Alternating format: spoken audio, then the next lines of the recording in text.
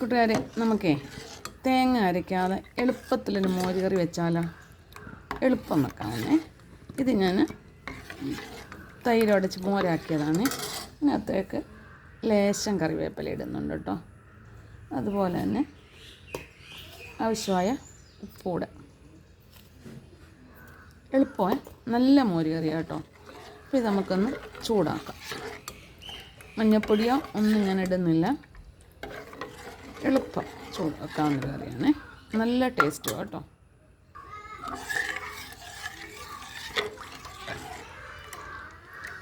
മോര് ചെറുതായിട്ടൊന്ന് ചൂടായിട്ടുണ്ട്. ഞാൻ വാങ്ങി വെക്കുവാണ്. തവ ചൂടായിട്ടുണ്ട്. ഞാൻ വെളിച്ചെണ്ണ ഒഴിക്കുവാണ്.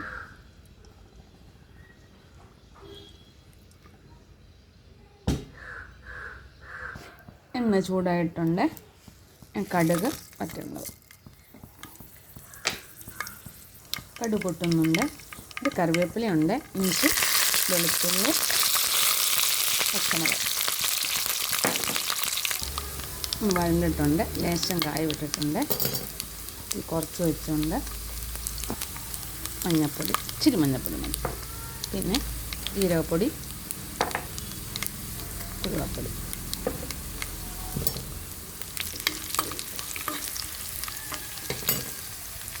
ആവശ്യമായ ഇച്ചിരി വെള്ളം ഒഴിക്കാം.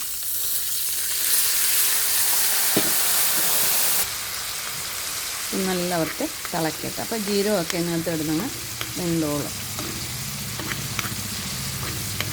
ഞങ്ങൾക്ക് വർക്കിനൊക്കെ വരുമ്പോൾ ഞാനിങ്ങനെയാണ് മോര് കറി ഉണ്ടാക്കുന്നത്, പുളിശ്ശേരി ഉണ്ടാക്കുന്നത്. നല്ല ടേസ്റ്റ്. നിങ്ങളൊന്ന് ചെയ്ത് നോക്കുക.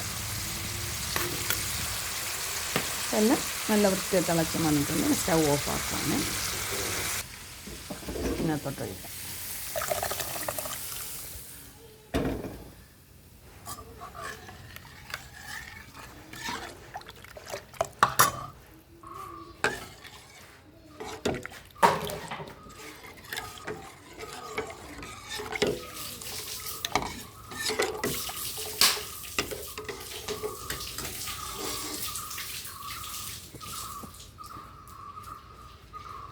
നമ്മുടെ മോര് കറി റെഡിയായി.